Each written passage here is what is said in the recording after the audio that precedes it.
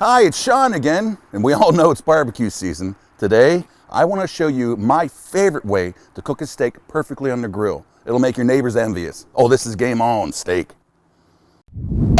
Game on. Now, the perfect steak starts at your butcher shop. A lot of people like the ribeye cut, New York strip.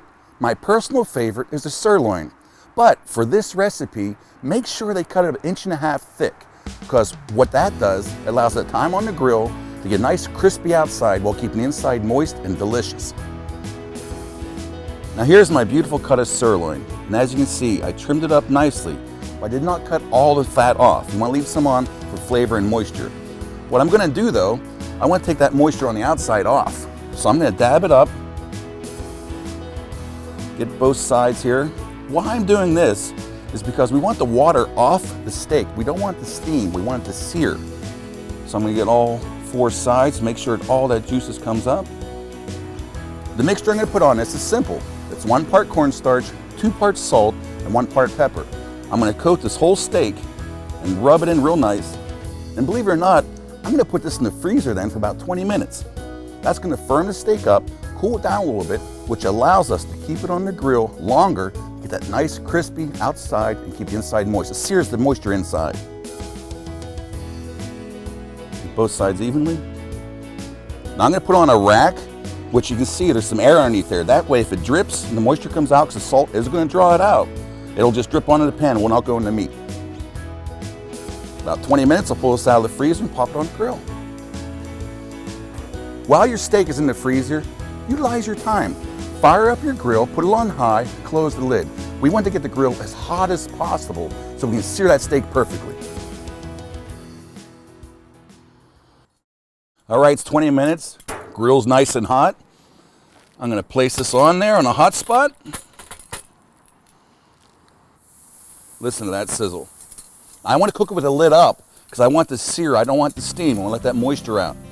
So as a rule of thumb, for a medium steak this size, 5 minutes, tilt it 45 degrees, 5 minutes, get some perfect crisscross patterns.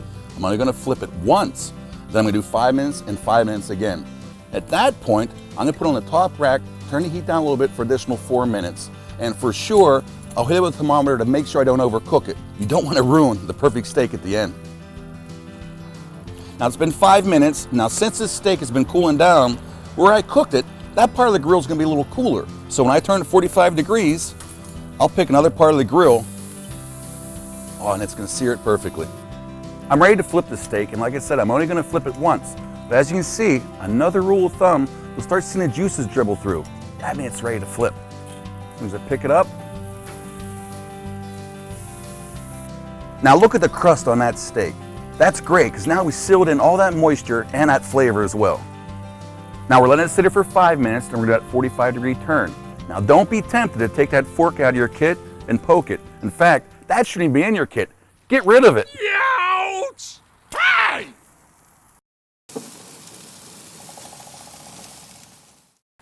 All right, she's done cooking. Now one of the most important steps is letting this rest.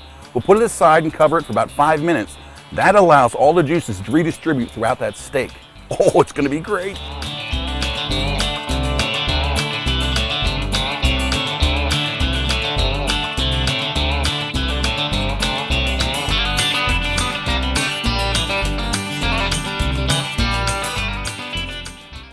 Hey, when the stakes are high, put the odds in your favor. Follow my tips and you'll have one of the best steaks you ever had. This is game on.